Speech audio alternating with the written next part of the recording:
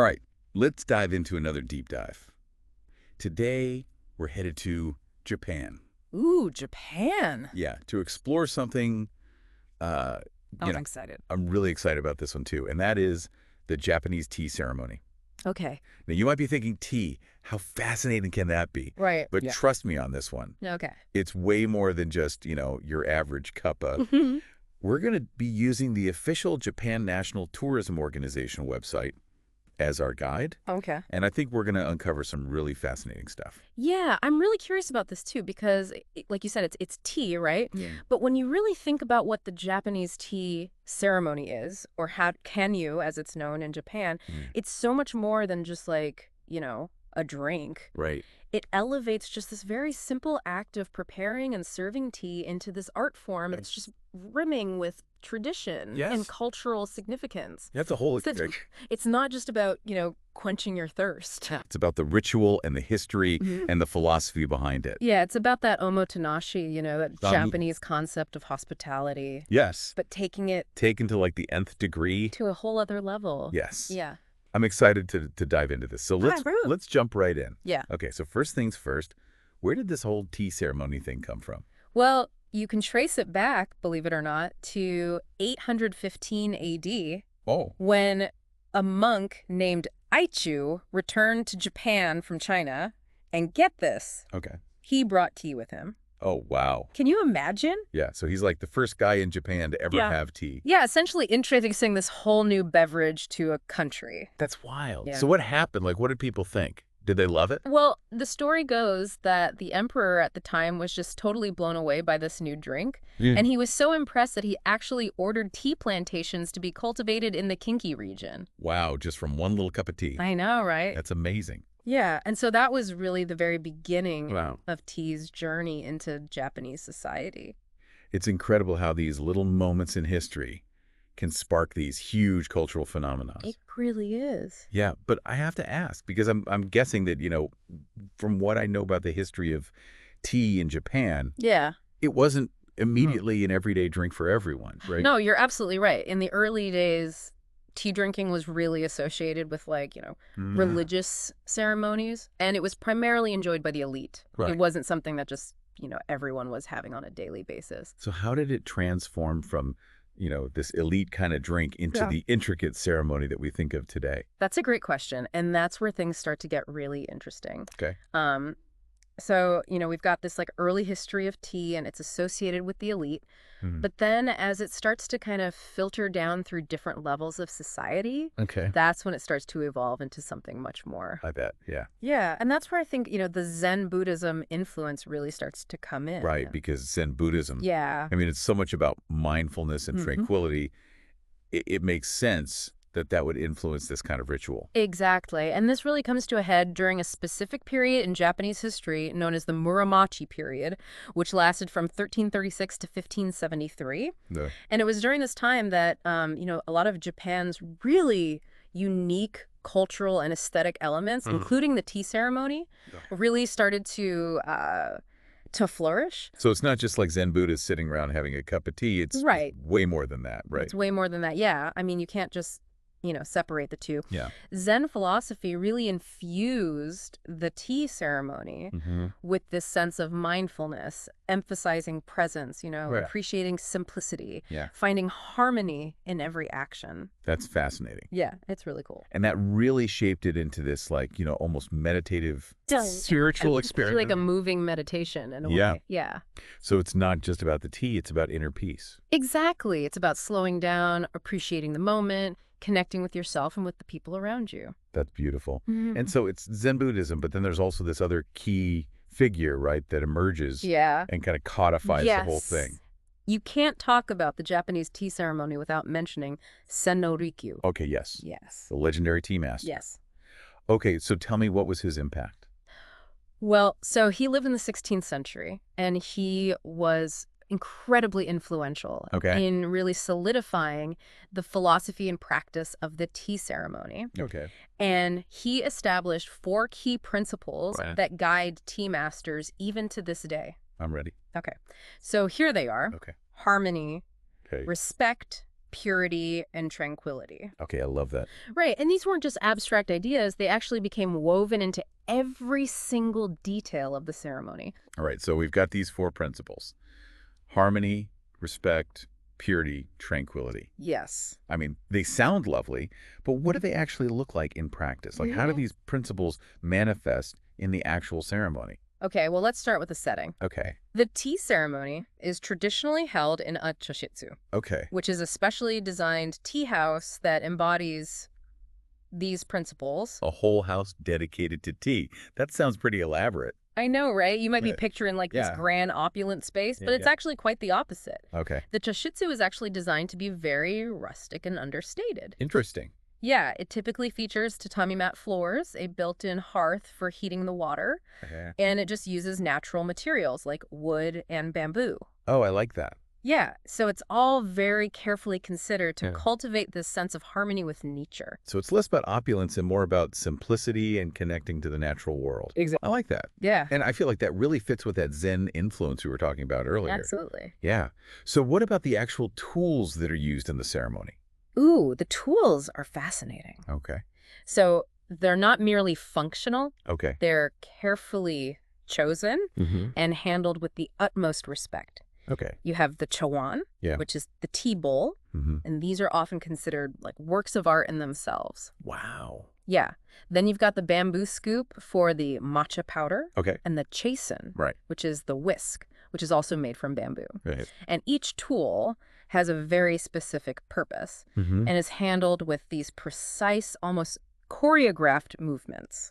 So each element, from the location to the tools, is imbued with meaning and intention. Absolutely. I love that. Yeah. So tell me, how does it actually unfold? Like, walk me through what happens The- in a tea ceremony. All right. So before even stepping foot into the tea room, Okay. guests purify themselves at a stone basin outside. Oh. Yeah, they'll wash their hands and rinse their mouths, symbolizing this cleansing of both body and mind. That's a beautiful detail. It's like you're leaving the outside world behind Right. and preparing to enter this, like, sacred space. Exactly. So what happens once you're inside the tea house? So once inside, guests will take a moment to admire a hanging scroll Okay. and a seasonal flower arrangement. Oh, nice. These elements are carefully chosen by the tea master, Okay. and they're meant to evoke a sense of peace and just like an appreciation for the simple things. I'm sensing a theme here. Right. It's all about being present Yeah. and mindful. Yes. I love that. Yeah, after appreciating the scroll and the flowers, guests then take their seats in the Seiza position. Okay, I've heard of that. Yes, that's the traditional kneeling posture. That must take a little practice. It can be a little challenging for some, Yeah. but, it encourages mindfulness, Mm. a sense of formality. Yeah. It's all part of the experience. It's part of the experience. So, then what?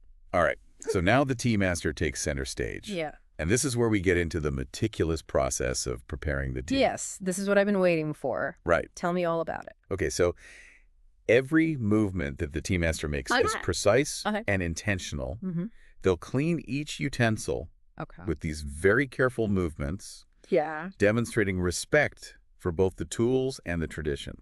It's beautiful. Yeah. Then they heat the water over a charcoal fire Mm-hmm. and using the chasen, that whisk, Yeah. they whisk the matcha powder into this frothy, vibrant green tea. It's almost like a dance, wouldn't you say? It really is. Like a Yeah. very slow Yes. and deliberate and Yeah. beautiful dance. Yeah, I love that. Yeah. And then once the tea is prepared, the first bowl is always presented to the most important guest Whoa. as a gesture of honor. Okay, how do they determine who the most important guest is? It's usually based on seniority Mm-hmm. or social standing within the group. So the guest will then raise the bowl slightly to acknowledge the tea master Okay. before carefully rotating it Mm-hmm. to avoid drinking from the front, which is considered impolite, Oh, wow. and then they take a sip.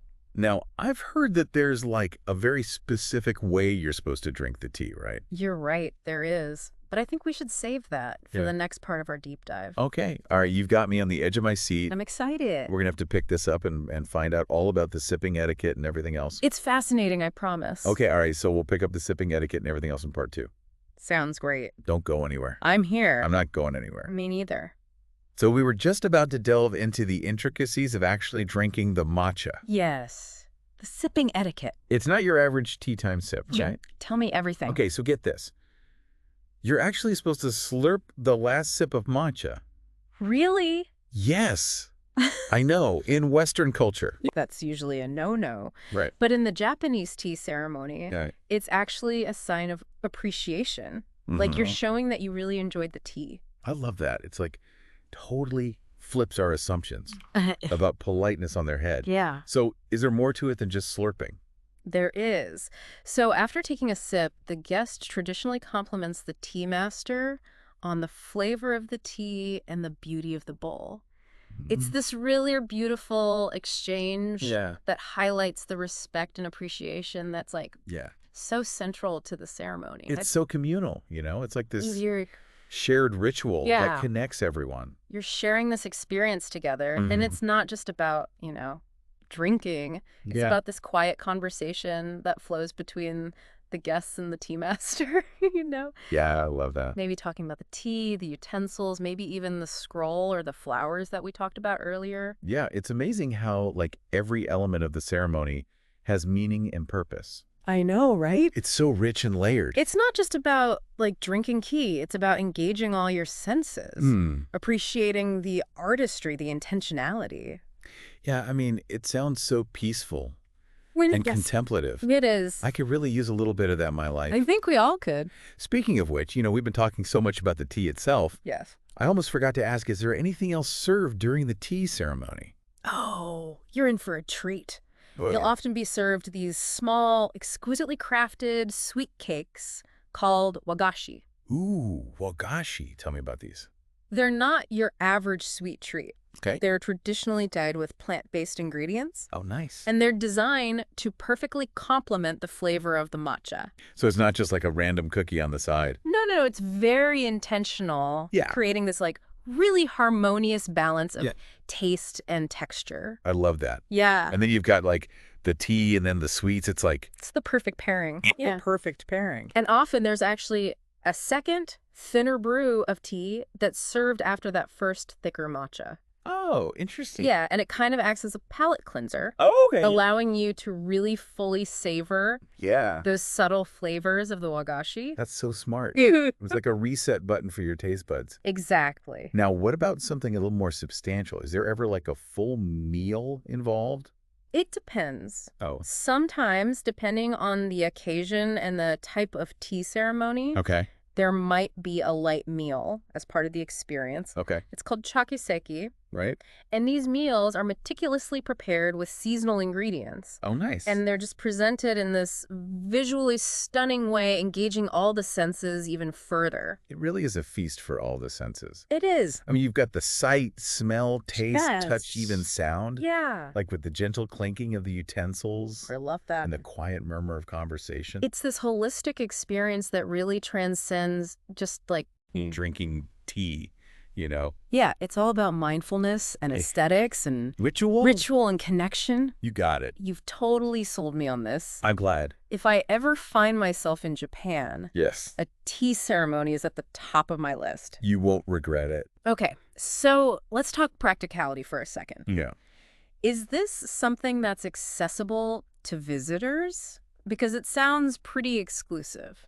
It's not as exclusive as you might think. Okay. A lot of temples, gardens, cultural facilities, and hotels will offer tea ceremony experiences, particularly in Kyoto, which is, the ancient capital heart of traditional Japan. Right. And don't worry if you're short on time. Okay. They often have shorter versions of the ceremony. Okay, good to know. Yeah, that offer, just like a taste of the experience. That's perfect. So even if you're just like passing through, you can still get a little taste of this amazing tradition. Now, what if someone is totally like captivated by the tea ceremony and wants to learn more? Oh, I love that. Like, can you sign up for tea ceremony school? You absolutely can. Really? Yes.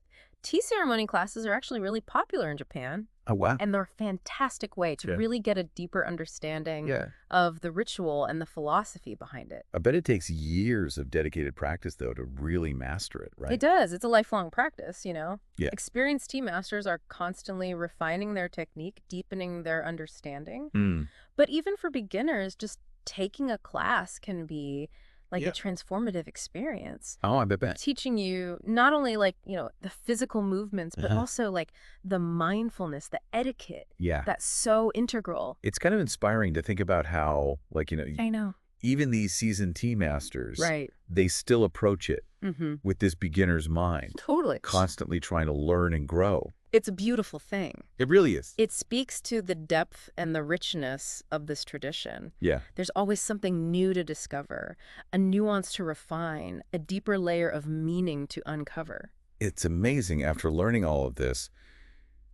It's so clear that the Japanese tea ceremony is so much more than just a drink, right? So much more. It's really a journey into Japanese culture. It is. And history and philosophy. And it's a journey that we can all take, in a way. What do you mean? Well, even if we never have the chance to, physically participate in a formal ceremony, Okay. we can incorporate those principles of the tea ceremony, the harmony, respect, purity, tranquility into our own daily lives. That's a really good point. Even simple acts like, preparing a cup of coffee in the morning can become more mindful and intentional if we approach them with that same spirit of reverence and appreciation. It's about bringing that sense of presence and intention to everything we do, finding those moments of peace and connection throughout our day. I love that. Yeah. That's such a beautiful takeaway. Yeah. And a perfect segue into our final thoughts for this deep dive. It's amazing, right? We've covered so much ground from the ancient origins of tea in Japan all the way to modern day tea ceremony classes and even how we can apply these principles to our everyday lives. It's been quite a journey. Yeah. And we've learned how this ritual has been shaped by history and philosophy and aesthetics. It's become like a true embodiment of Japanese culture, wouldn't you say? It really has. And it's incredible how much depth and meaning are packed into something that on the surface seems so simple, right? Yeah, just drinking tea. Yeah. It's a testament to the power of ritual to kind of elevate those everyday moments and connect us to something bigger than ourselves, I think. It makes me think of a quote by Sen no Rikyu. Oh, yeah. That tea master we talked about earlier. I think he said something like, cherish every encounter, for it will never recur. That's beautiful. It really is. And it kind of captures the essence of the tea ceremony, right? It does. It's about being present in the moment, appreciating the beauty of each experience, and, connecting with others in a really genuine way. It's like a reminder that even something as simple as sharing a cup of tea can be like a really profound and meaningful act. Absolutely. If we approach it with the right mindset. I think the key takeaway here is that while, the full Japanese tea ceremony is obviously a very formal and intricate ritual, those principles, the harmony, respect, purity, tranquility, those can be applied to our everyday lives, even outside of that traditional tea house setting. So we can all be tea masters in our own way. Exactly. We can bring those principles into how we interact with other people, our work, even, the way we approach simple tasks. Like you were saying, making your morning coffee. I love that. It's like we have the power to create those moments of peace and connection in our own lives. Wherever we are, whatever we're doing. Yeah. And you know what? Maybe by doing that, by incorporating some of these principles, we can bring a little bit of that tranquility and beauty of the tea ceremony into our own little corner of the world. That would be lovely. Well, I think we've steeped ourselves in enough tea knowledge for one day. I agree. We're pretty steeped at this point. This has been such a fascinating journey. It really has. And I hope our listeners out there feel inspired to explore the world of Japanese tea and culture even further. Yes, and maybe even seek out a tea ceremony experience if they get the chance. Yes. It's truly unforgettable. It is. All right. Until next time, keep exploring, keep learning, and remember, even in the simplest of things, there's always more to discover. Happy sipping.